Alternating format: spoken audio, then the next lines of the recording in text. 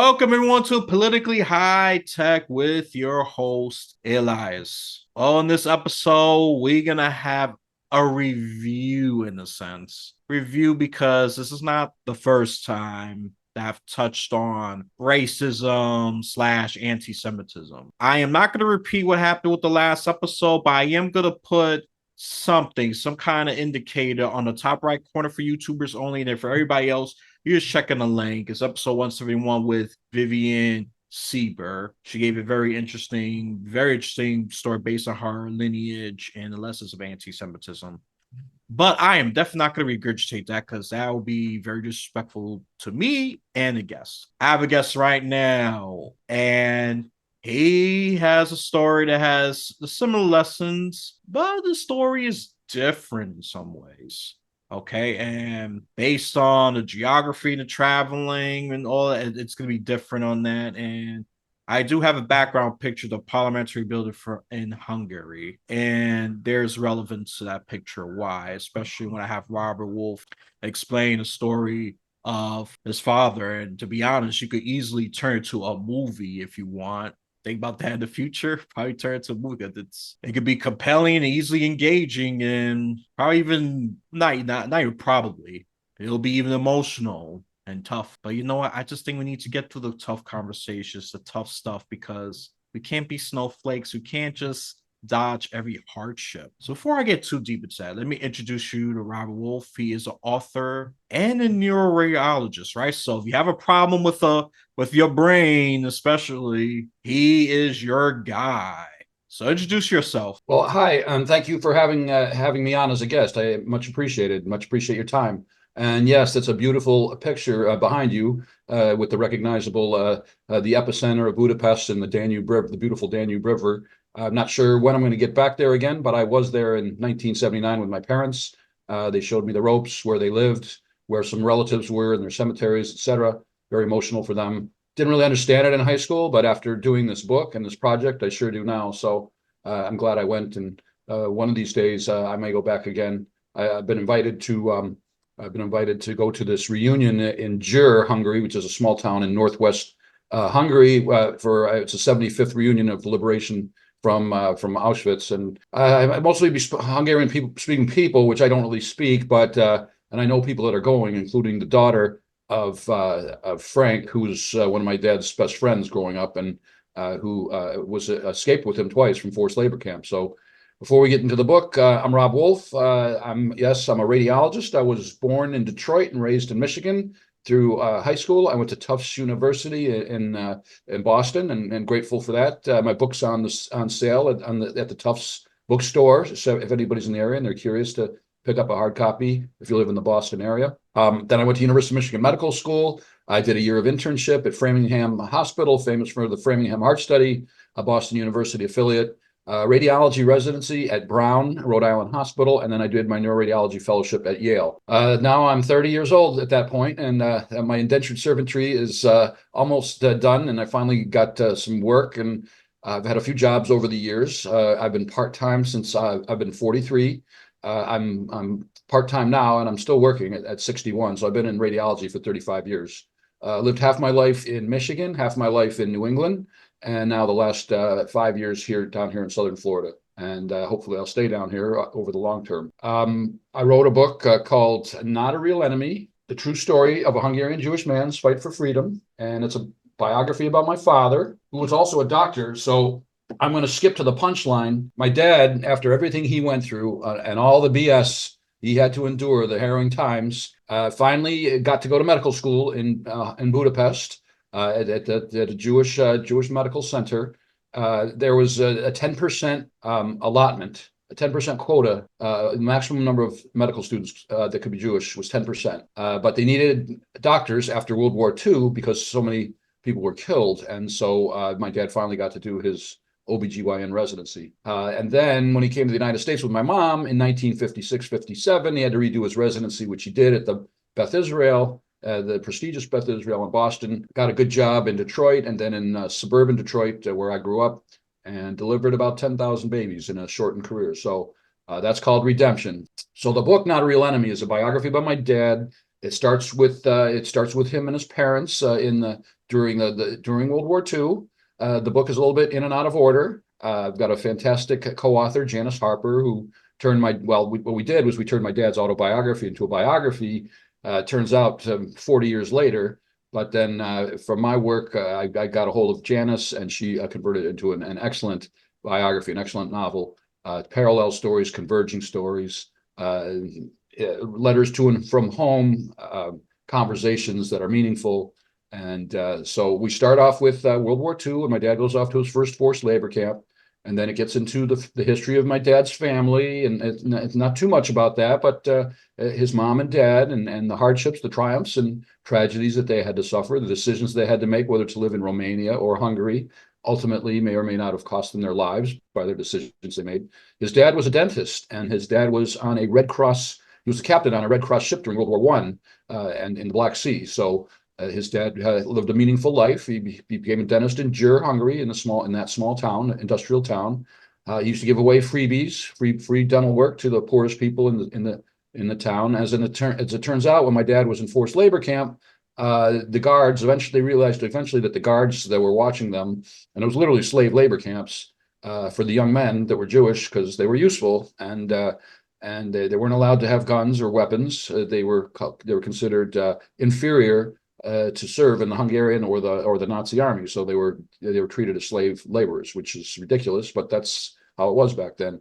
But anyway, eventually his dad offered bribes to the guards so that he could get my dad and his friends, his bunkmates, some food sometimes, and in some cases money, and so that you could bribe the guards, or you could buy food from local peasants and farmers, or whatever the case may be. So money didn't really carry you very far when you're out in the middle of nowhere and just working and starving practically. So those are the kind of conditions he lived under. So the book is an adventure. It's a biography. It's a history book about Hungary. And like I said, we go from World War I through World War II and the Hungarian Revolution and communist Hungary in between, which was no treat for the Jewish people. They were still, persecution was still there. You couldn't have Jewish weddings.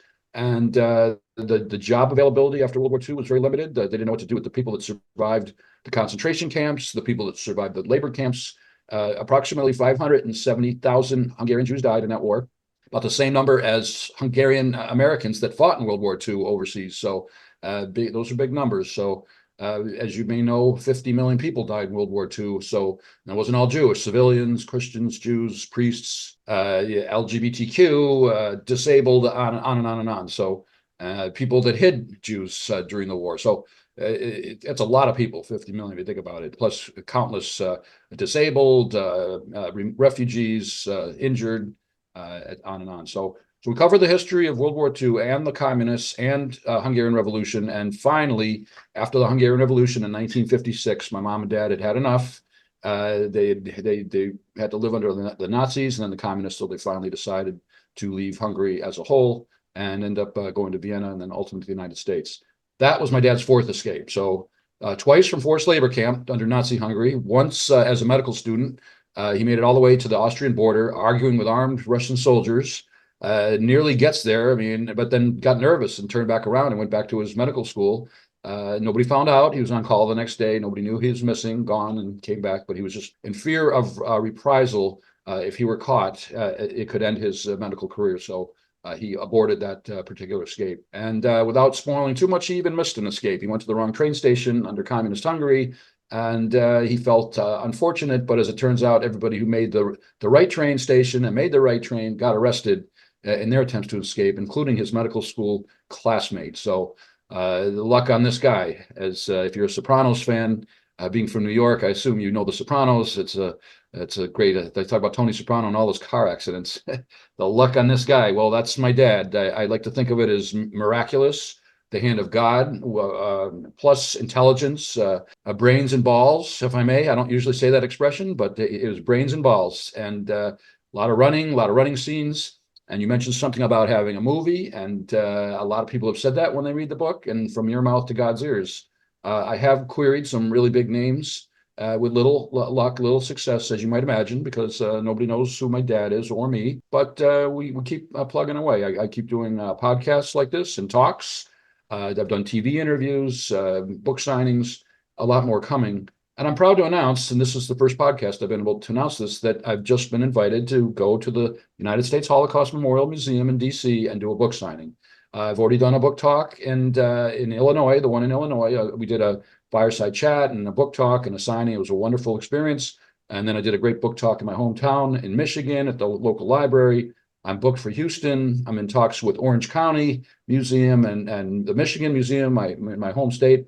But I just buttoned down the U.S. Holocaust Museum in D.C. So I'm so excited about that. And really, for what the work I'm doing, that's kind of the pinnacle of my work. But that's not going to be the end of it. But it's going to be nice. It's going to be a nice feather. And I do have a lot of friends in the D.C. area, so I'll get to see them, including one of my parents' best friends growing in Michigan, who's 100 years old now and living with his daughter in the DC area. So I'm really looking forward to that. So I digressed a little bit, but those are kind of the highlights of the book. The 4 awards. I don't even know what that. I don't even have time to enjoy that or appreciate it or suck that in. But I got to say, it's nice to see that people recognize the importance of our work, the quality of the work, and the ongoing fight against anti-Semitism, which is in the backdrop throughout the book, Not a Real Enemy. All right, that's amazing. I'm sure it's gonna succeed. I mean, any true success doesn't happen overnight. So I'm sure if you keep pushing through, you're gonna have the cool kids say cloud and the big name, famous for all the other generations. Yeah, fame and credibility. I'm sure you're credible, but other people don't recognize that yet. But I'm sure it's just a matter of time. It's not an if question. It's only an if you give up. But the way you go on, you still got this. You got this Not momentum. bad. Not bad for 61. I still got the enthusiasm. I'm 61 going on 40, by the way, for all you single ladies out there. So if you want to come, if you're ever down in Southern Florida, but instead of chasing bikinis and golf balls, I'm chasing readers and writers and other people, just potential customers, because that's what you do. I mean, marketing is almost a full-time job here for me. So I've gone from math and science and anatomy, radiology to history, sociology. I'm getting my PhD in all of that, plus writing, English, and marketing. And it's all, I've learned a ton of stuff in the last 4 or 5 years, including Hungary's history, which it is a history book. It's Hungary history light. I mean, my co-author says she gets mad at that when I say history light, because it does have a lot of history in it. And it's, my dad told the history as he knew it. I edited it. I corroborated the history. My co-author did. And then when we were done with the book, ready to publish, we also hired a retired historian from the Holocaust Museum, and he confirmed the history. Or, of course, he made a lot of changes, most of them minor, but we adjusted for the changes to make the book as accurate as possible. The history of the book, my dad and mom did autobiography in the 70s. They actually went from paper and pencil to typewriter to computer. They wrote the stories as though they'd happened the previous day. They were Holocaust educators throughout my lifetime. They were very sharp people. They described the scenes in his lifetime, how the table was set, certain smells and tastes and flavors, food descriptions, music descriptions, the coldness, the loneliness in his first escape and the first chase out in the mountains in the middle of nowhere. You can feel it. You can actually feel and I try to keep the fidelity of that going from his autobiography to biography. So what happened? So my dad died in 97, unfortunately. He would have worked till the day he died. Jovial, happy, OBGYN, loved his patients, loved everybody in the hospital, the nurses, the doctors, the orderlies, the secretaries. He was nice to everybody. They all loved him. And he was a role model to me. So, but he would work till the day he died in 97. Then flash forward, my mom died in 2016. And a historian friend of ours in my hometown handed me the disc. Now it's on a disc, the story. And she said, you got to look at this. So I took a year or so taking care of mom's affairs, and I took a year to retire. And then a friend needed help reading x-rays. So I went back to work, and I'm still doing that. But that brought me back to the book. And so between cases, I was writing my dad's story, just like in radiology. I've got 2 screens. The left screen is the queue, the patient list, and the right screen are the images. And when I was between cases, the left screen was my dad's autobiography, and I dictated his biography on the right screen. Took me about a year, and then we did some querying, and not successfully. And then I got a hold of my co-author, and then we picked up Amsterdam Publishers last year. and they took the book on, and they've been wonderful. And we're working hard to sell a lot of books. She only picks good quality books. Most of them are Holocaust related, but as I've told you, this kind of expands beyond that because it's some of them are memoirs, which to me is just like a small snippet, a small segment of somebody's life. But this is literally his whole life until he got to the United States. So thank you for Amsterdam Publishers, a wonderful. That's all they do, and dedicated to helping fight racism and anti-Semitism, and that's an ongoing fight, especially now.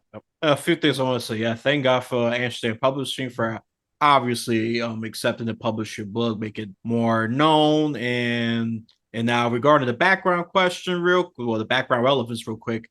Now you got your question answered, especially for those of you who are listening through audio, Apple Podcasts primarily. Yeah, it's a beautiful, beautiful Hungarian building. I'm not a Hungary expert. I had to literally brush up my blind side because look, I know World War II, but the Hungarian perspective is like, oh my goodness, you know how you know that when you get deep into so many things, you just realize how much you don't know. I said, yeah, I really didn't know a whole lot about Hungary and all that. Yeah, I know the Russian perspective, the German perspective, the Japanese perspective, the American perspective, the British, the French, and all.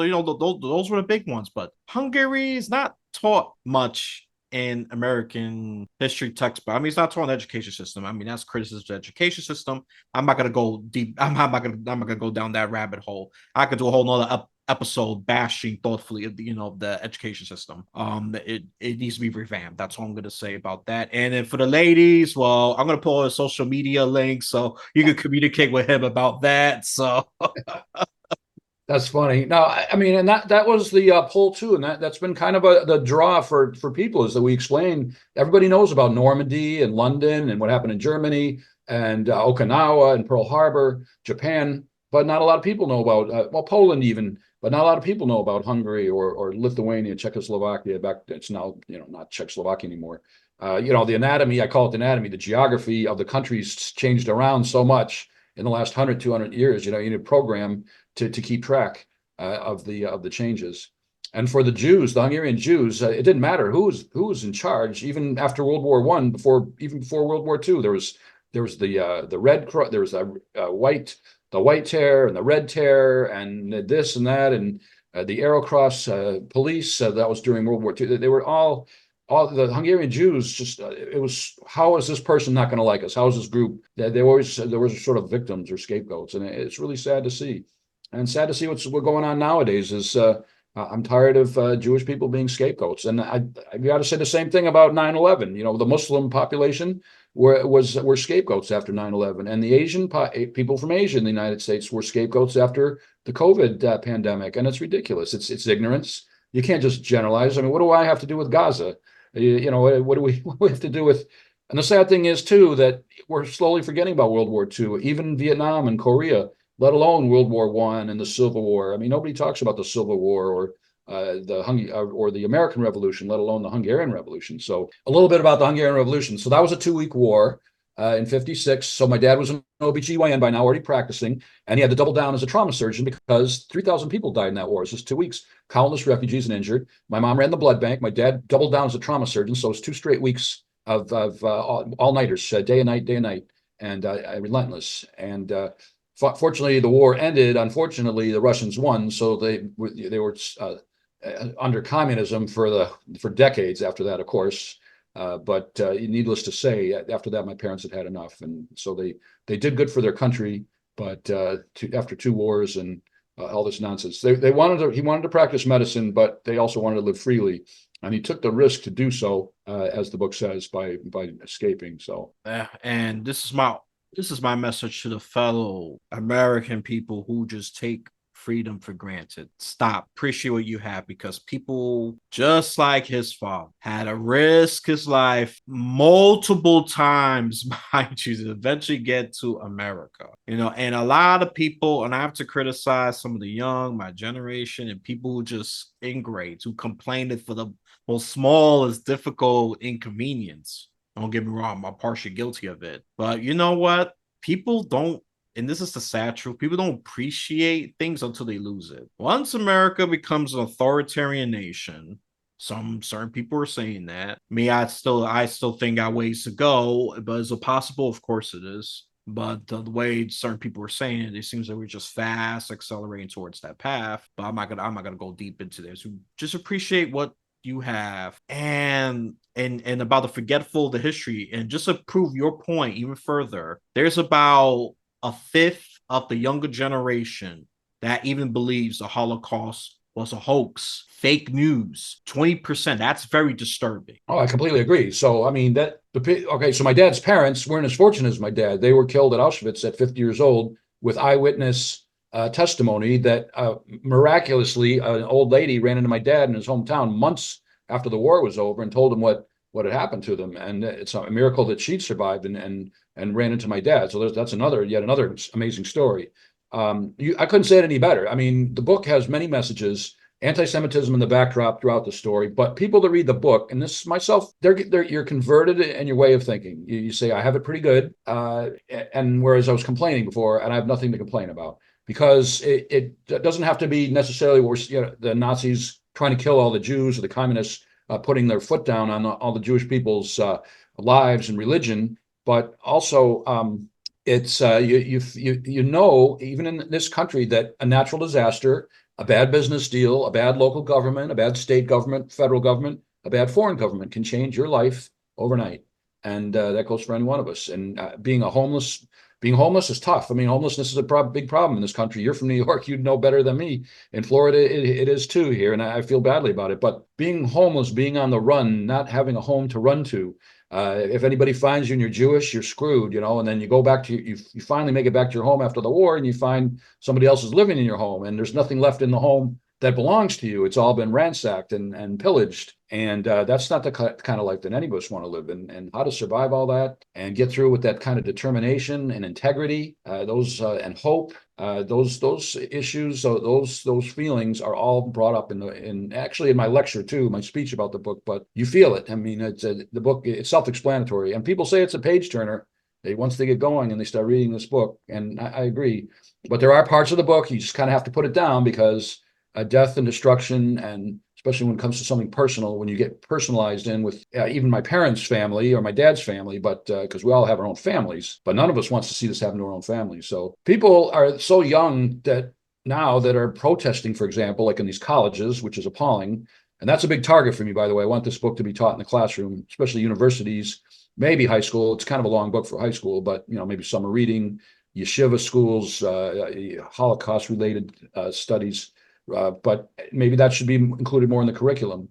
But I do want the book to be taught in the classroom, because if we're not educating the youth starting at home and in the classroom, then it's not gonna improve. I mean, I have Palestinians that are peaceful. That I was just in Israel a year ago, and I loved it. I didn't even want to come back. I live in Florida, and I never felt safer. So, and if I went back tomorrow, I'd feel the same way.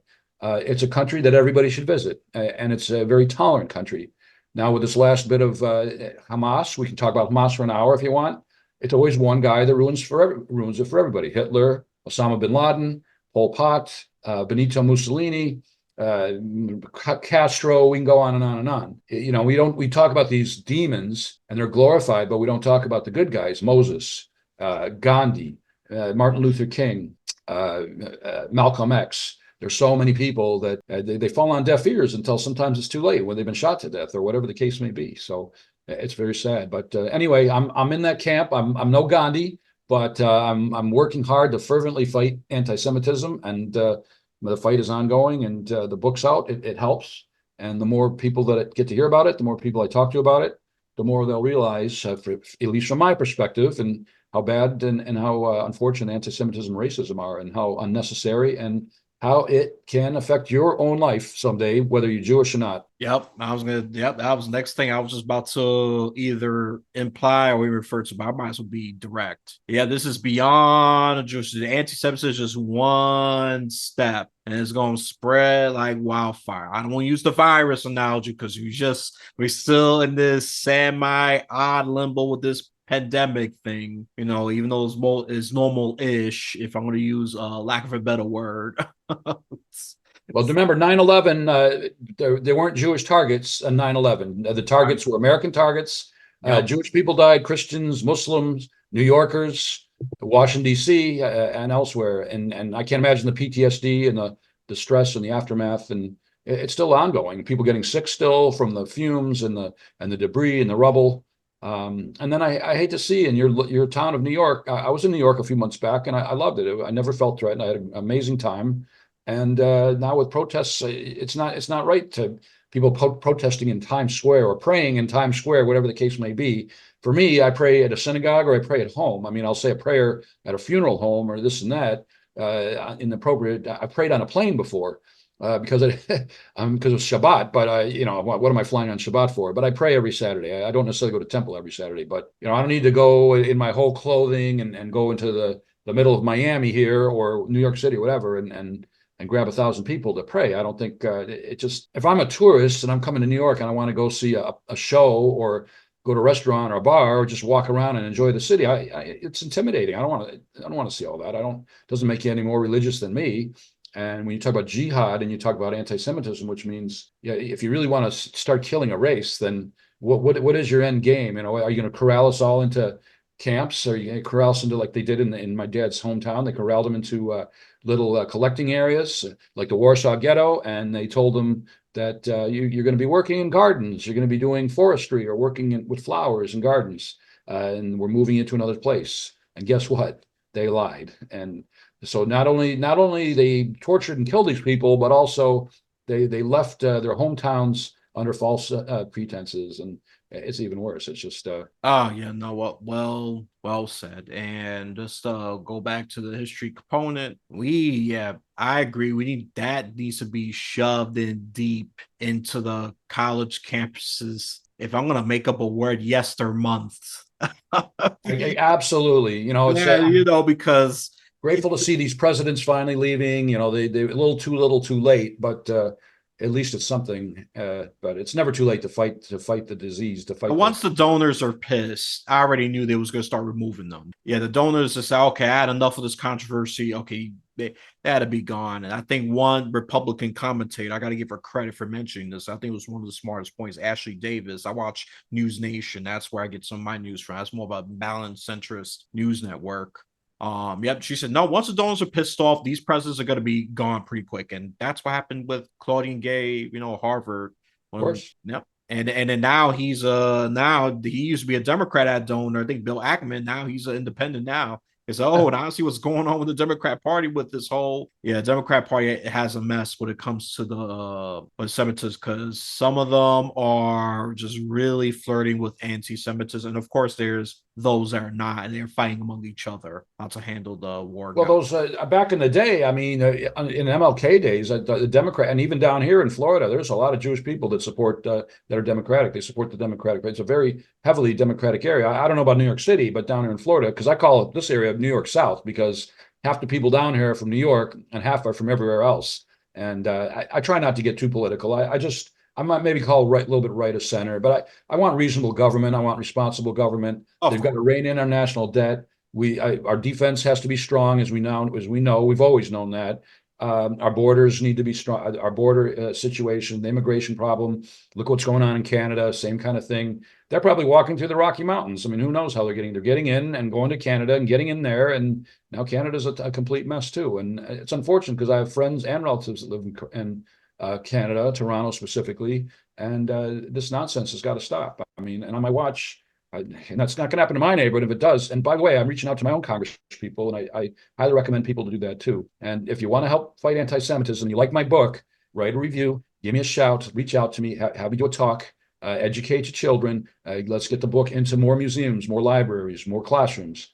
That's how you can help me fight anti-Semitism. I can't do it by myself. You can't do it by yourself, but slowly but surely. And the fortunate part is I believe that 90 to 98% of people in this country and in the free world are relatively have normal thinking patterns. They want their families. They want to have their little nest egg and their little place where they can live and a meal at night and their job, vacation once in a while. Real simple. I'm the same way. I mean, and all I'm doing is working with this book too. And I don't have to be. I'm a radiologist. I could be doing radiology.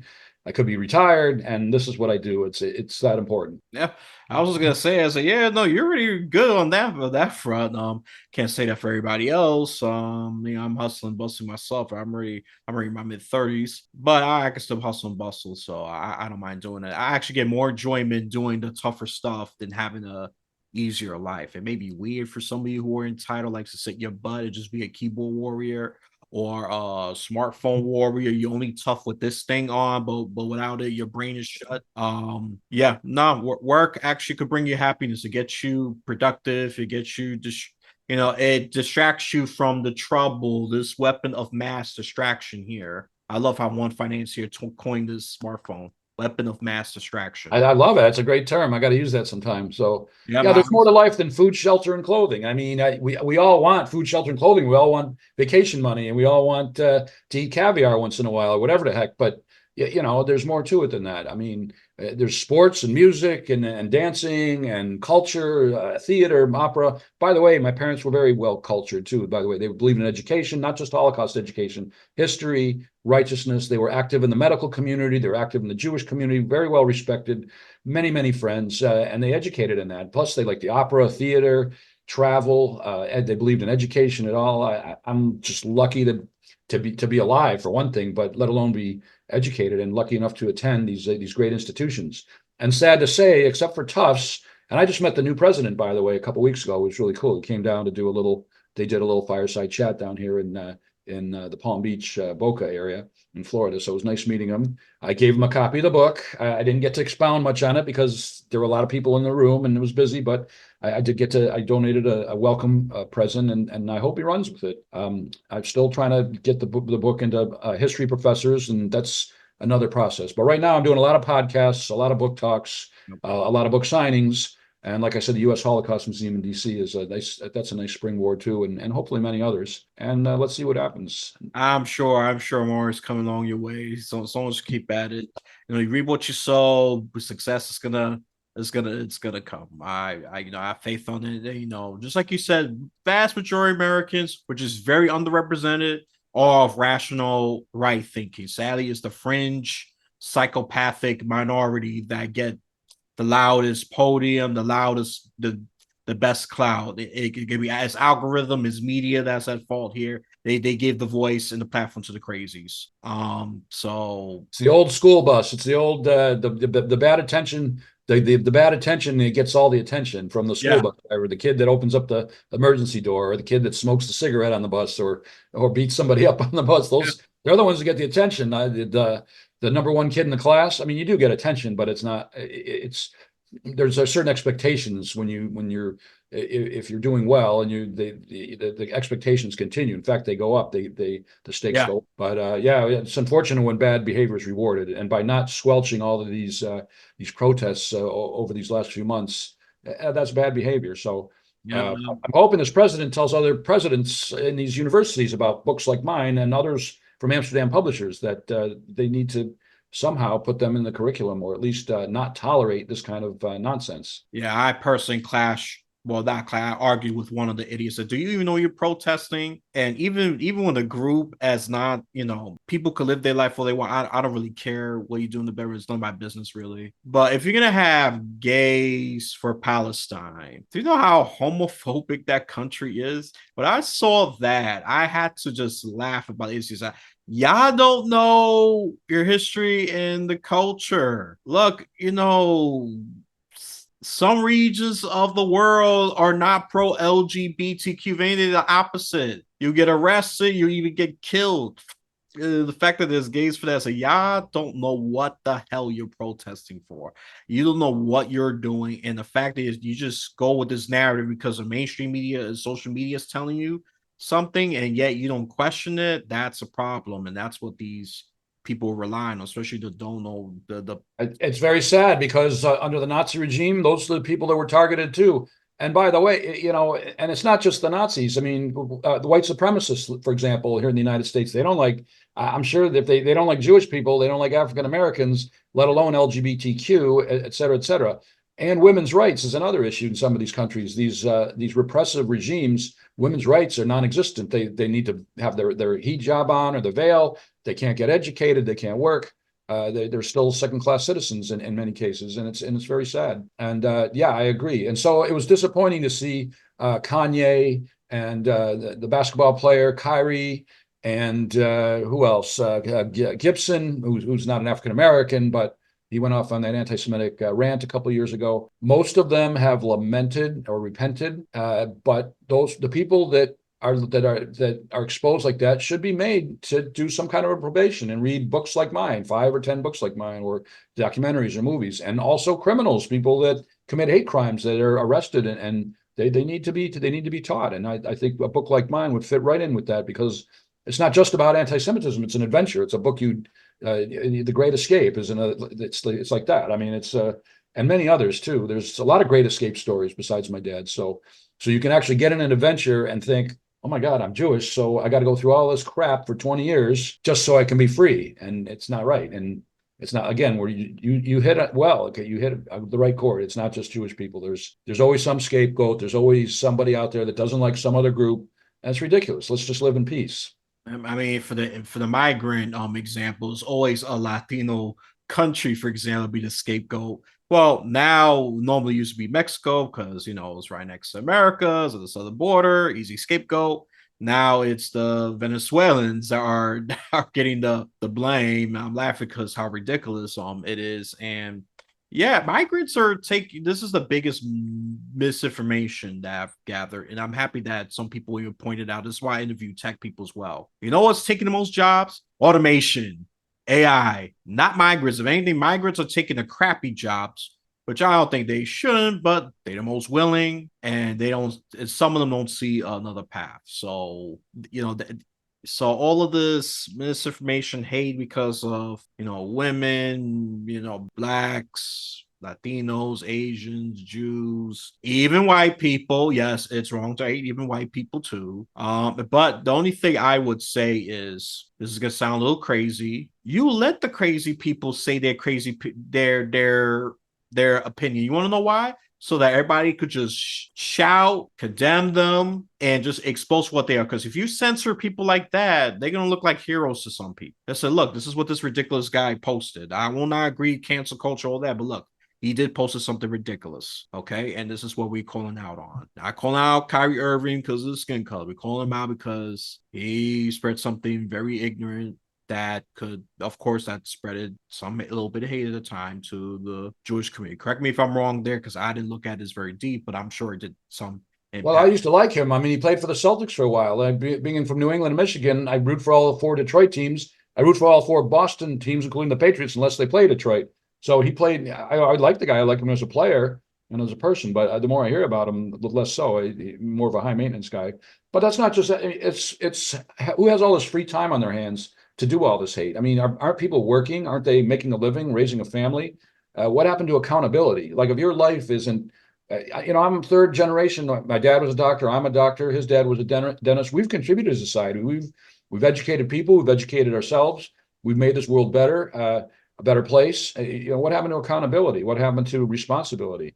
Are you going to kill all the Jewish doctors and lawyers in this country and businessmen? And good luck with that. It's just not. It's and then who's next? It'd be probably the Arab Americans. Who knows? I mean, Yep. And Arabs, if you want to be in my podcast, you're welcome to even explain your perspective as well. I've tried to invite a few. So far, I haven't got any. So far, nothing has brought to fruition. Let me just say like that.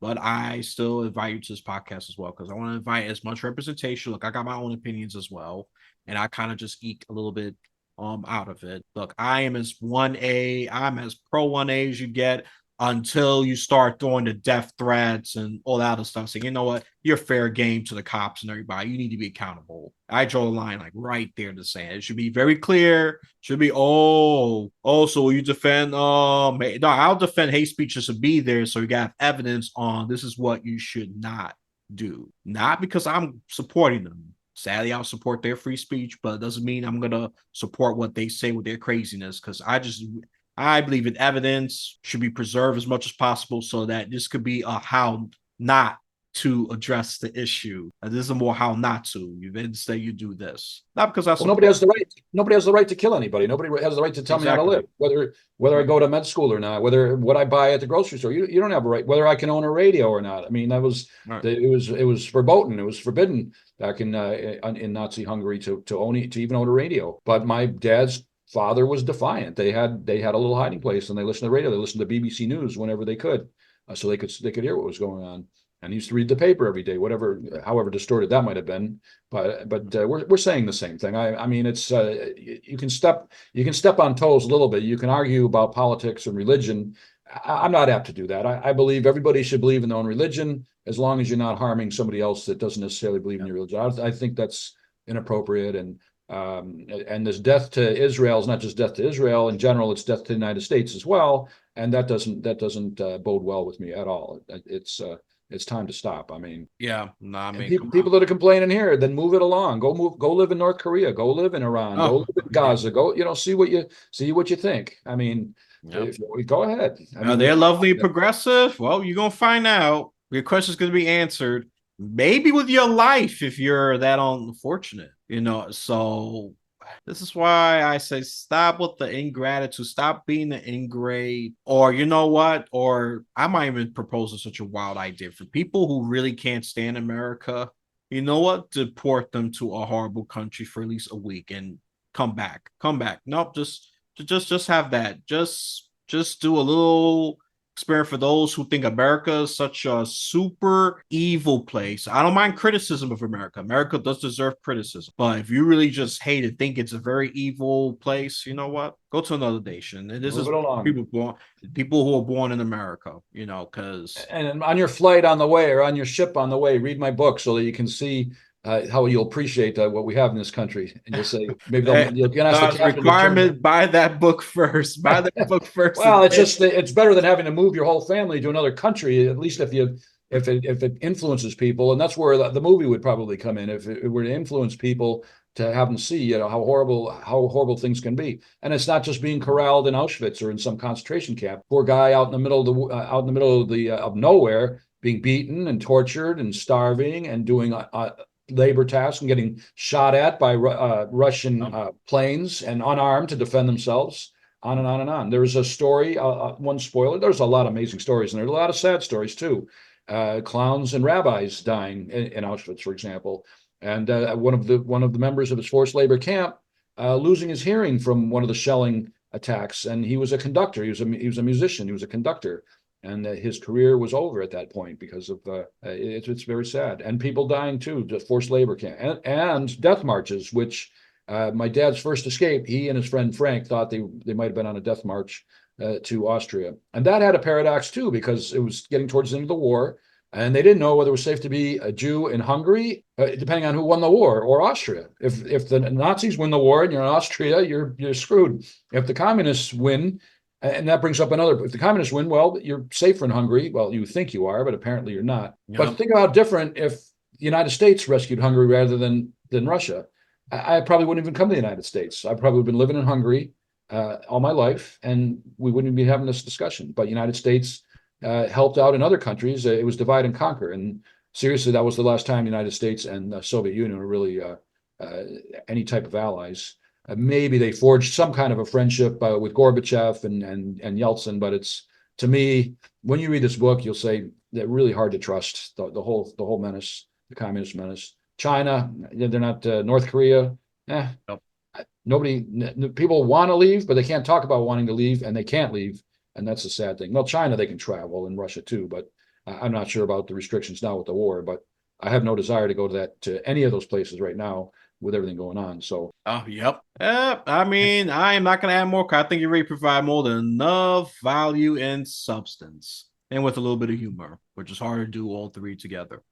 So let's do the shameless plug-in. Look, the book's been plugged in multiple times, but I don't care. Some of you are hard-headed, so are we going to do this again? Get his book, okay? well, Yeah, so but we'll, not a real enemy, because they are not the real enemy, especially, not just a Jew, even though it happens to be Jewish oriented, but you could apply that to the people who wanted peace, Gandhi, Martin Luther King Jr., or whatever historical figure. And of course, anti-Semitism is part of it, but also, against prejudice, racism, in general. So I get how he brought that out because he could have just stick to anti-Semitism, and I was okay with it. At least that was a focus. Not a Real Enemy is actually a chapter in the book, and it's actually there's a story about how the title is. It was named Not a Real Enemy, and I've given enough spoilers, but you'll see toward the end of the book why the book was titled that, because it's a theme throughout the whole book. Because Dad was not a real enemy, but in the end, my mom and Dad were, and you can see why. With my dad found out what the Russians thought about him without saying more. My dad's risk tolerance by the time they escaped his final time was so high that he would risk anything. He would go anywhere. So he would sneak into the medical center and read his own dossier, and that's how they described him. They thought he was not a real enemy in their own arrogance. But in the end, he and my mom were, because they were hardworking. Mom was 13 months away from graduating medical school there, but they left, and so they left. They lost two good people. Whereas if things were a little bit different, they would have stuck around because they loved their motherland. They were loyal to, and they were loyal to the United States, Hungary, Mother Hungary, not Nazi or communist Hungary, and Israel, and all their lives. So in the end, they were a real enemy. But anyway, the 4 awards, the reviews are still coming in. They're amazing. One of the testimonials was from Michael Berenbaum, a professor in LA. He worked with on the Shoah movie. He was a consultant with Steven Spielberg in the Shoah movie. My mom actually contributed. She was interviewed for that movie. Like I said, I'm doing a lot of podcasts, a lot of TV interviews, and book talks. We're trying to get the word out. You can buy the book on Amazon. That's the easiest way. If you just Google Not a Real Enemy, top of the list. I've got a lot of SEO help. You can Google Robert J. Wolfe, MD. My website, if you want to know more about the Hungarian Revolution and some of the history, some relevant photos and videos, we've got a ton posted. It's robertjwolfemd.com. The book is also on sale at Barnes & Noble. You can go to any Barnes & Noble store and ask the book. It's in their ask for the book. It's in their system. If they don't have it, they'll get it for you. It is in brick and mortar bookstores, probably about 10 or 15 around the country, at the Tufts University bookstore, and it's on sale at the Illinois and the United States Holocaust museums in DC. And like I said, I'm doing a book signing in DC, hopefully in the next couple of months. And I'm real pleased with that, grateful and honored. So, and hopefully a lot more of that too. So, one more thing I want to add before I add, I think another lesson we could add in there is determination and resilience. Because he could have just gave up and said, what's the point of escaping? I'm going to get killed. He could have just been cynical, but he didn't. He had legit reason. I mean, high level reason to be cynical. So I just give up. But no, he was so determined. And his risk tolerance, of course, escalated when, especially when the communist Russians. You have no choice. You don't have a choice. You're going to have to take risks to survive, or you're going to die, or you're going to have permanent suffering. And right. He took the risk. That's the other choice, but that's even so the way he starts is either permanent suffering or I'm going to take a gamble to escape and find something better. Couldn't say better myself, my friend. So that's all I'm going to say. Normally I don't, no way I don't add something profound, but you know what? That's another thing I think people just put out, just besides anti-Semitism and all that. If you're determined to make your life better, it is going to happen. It's just that you're going to have to go through trials. There's no magic button. There's no convenient button. There's no click that's going to just fix all your life. You have to do the work. There's no AI shortcut for it, unfortunately. No shortcut. I was. Yes, but reality, no. So you got to grind. You got to take, not the kind of risk his father did, but you got to take some kind of risk just to be successful or just get a you got to be preemptive. You sure do. So, but I think I'm on the wait list at the New York Jewish Heritage Museum. And I do know a few people in New York to call that maybe I get a book talk up there while I'm there. So, I haven't even booked my flight yet, but I need to do that. And, but that's not till September. So, and the DC trip I'm excited about. And like I said, I'm in talks with Orange County in Michigan, and mostly, and Houston's coming up too in March. I'll be in Houston next month too for a book signing and book talk in Houston. So it's been a long time since I've been to Texas, and I really look forward to that. And I've never been to Houston, so I'm really looking forward to that meet and greet and talk. So so he's on the tour, folks, and ladies, if you don't respond right away, you know why, because he's on the tour, but he'll make time. Well, And I that's like meeting between people. y'all two. That's between both parties from there. That I is like none meeting of people. politically high tech business from there. So, oh, what's going on, Rob? No, I'm not going to become a gossip kind of podcast. Nope, nope, nope. That's why I easily draw the line. I'm half kidding. I'm so dedicated to my work. I'm probably a bad catch right now. It's like what do they say in the Ten Commandments? Yeah. The Queen says, or the Moses' wife says to the Queen, he says, "You lost him when he went to seek his God, and I lost him when he found his God." So, for me, it's when I found my book, when I found my charge. I guess you lost me when I found my charge. So. And that's, but I like to have fun. I mean, weekends, I do find a few hours a week to get out and listen to live music or play around a golf once in a while, hit the gym, get All some right. exercise. I can't stress how important that is, and don't lose sight of nutrition, fitness, general good health, healthy lifestyle as much as possible. It's another discussion, but it's something that's important, and I'm trying to find a good balance right now. So I wish the same for everybody. Yep. So let me just plug in the social medias again. I'm gonna list them specifically in no particular order. So go to his Facebook, Instagram, LinkedIn, Twitter. I refuse to call it X, and YouTube. Yep. I'm All not of those. Yep. Robert J. Wolf, MD or robertjwolfmd.com. You should find me.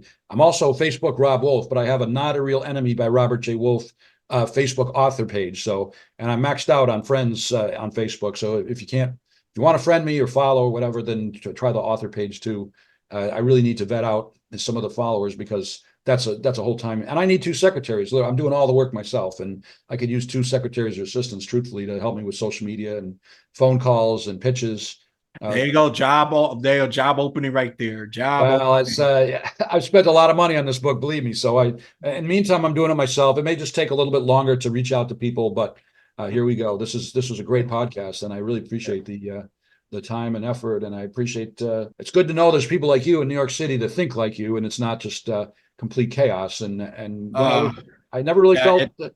I hear these horror stories sometimes, but it's random. I mean, anybody could be in a car accident or shot or whatever, stabbed, and it's really beaten up. It's sad, but you hear the bad stories. But New York's still a beautiful, exciting place, and you'll hear yeah, about it Detroit too. is. But I was never afraid to go to Detroit, and neither was my dad, by the way. After everything he went through, taking us to the Tigers games and the Red Wings games back in the day, and the tough neighborhood. Everything's downtown now, but we really bad neighborhoods. My dad was fearless. He just and it was nice having friends with me going to these games, which my dad would treat us, which was amazing. And they were all nice and tall and strong, and that didn't hurt. Yeah. But so nobody really messed with us. But it didn't matter if my dad was alone walking the streets. It didn't matter. He wasn't after everything he did. You do your worst. So Scarface, right? There's Yeah. nothing you can do to me that Castro hasn't done to me already, right? So something like that. Great movie, great story, but Yeah. my dad had a lot more productive life, I'd say, than Pacino and Scarface. But you know what I'm saying. Oh, yeah, yeah. Absolutely. Well, I really hope you grab something of value because this was great. I already had a pretty high expectation. It definitely fulfilled it. I didn't really have a doubt if anything. I was doubting on me how well it was going to go from my end, but I tend to be hard on myself sometimes, and I think it's good in a way because you don't get too egotistical. Because I know when I let myself lose, who my ego could go as high as the sky. Picture just a balloon just floating up. That's how crazy my ego go. All it's gonna take is just one harsh event. Whoo! Pop! The pieces come crashing down. Absolutely. Couldn't say it So, better myself. that's why I think to be grounded, I'd rather be hard on myself than just be egotistical, think I'm God Almighty Himself, which is a very honestly the biggest sin. If there, I think there's no sin bigger than that, and that's what these communist rulers love to do: play as God, and look what happens. It's So, not good. It always ends up badly for these guys. Stalin, yeah, Hitler, Stalin, Hitler, uh, Pol Pot. Castro, Saddam Hussein. I mean, on and on. It always ends up badly. So Yep, absolutely. Mussolini. So, history repeats itself, fortunately, because humanity just gets, if I'm going to put it nicely, a convenient dementia on various lessons. And it's happening all over again with, the hate of various people. Some are more prolific than others, but you know what I'm saying, listeners. You are brilliant. Well, not just listeners, some of your viewers as well. You're brilliant, you're smart. So I have faith in y'all as well. Yeah, I don't know you personally, but for some reason I have faith in y'all. If my spirit somehow talking to you, my gut has a light feeling, that means y'all doing the right thing. And I'm just gonna trust them more often instead of just relying on logic, sight, and the five senses of be freaking carnal. Okay. All right. So Amen. yeah, amen to that. So with anything you want to add before I wrap this up? Nope, just help me fight anti-Semitism. I hope you enjoy the book. If you do, Not a Real Enemy, the true story of a Hungarian Jewish man's for freedom. If you like the book, share with your friends. Please write a review. Invite me for like a talk or a book signing. Get it in the classroom. Talk to professors. Teach your children, grandkids. 10% of my book proceeds, by the way, are being donated to the Holocaust Museum in DC. That's in my trust. That's ongoing and permanent. I have stepkids and step grandkids that are not Jewish, and two of the five have already been to the Holocaust Museum where they sent me pictures of them holding the book, and they told the staff about me. And now what's cool is I get to meet the staff and go visit the museum myself and do book signing too. So I have the support of the kids, and hopefully they'll continue to run with it well after I'm dead and buried. And that's all we can do. And never underestimate the power of the word of mouth. That's my Absolutely. friends. So, And that God still bless you works, too. people. God bless you too, and keep up the good work. I'm glad you're doing all these podcasts, and you think like you think outside the box, but you're thinking you're a reasonable man. You think reasonably. You believe in peace and harmony and productivity, and not all this negative stuff that's floating around that needs to go away. And Oh, yeah. keep doing that. Listeners, I really hope you enjoy this. If you've been listening, if you've been watching through YouTube, just give a comment, or Rumble, the same thing. Like, share, comment, subscribe for YouTubers, and then for Rumbler, it'll be follow, because they use that to subscribe.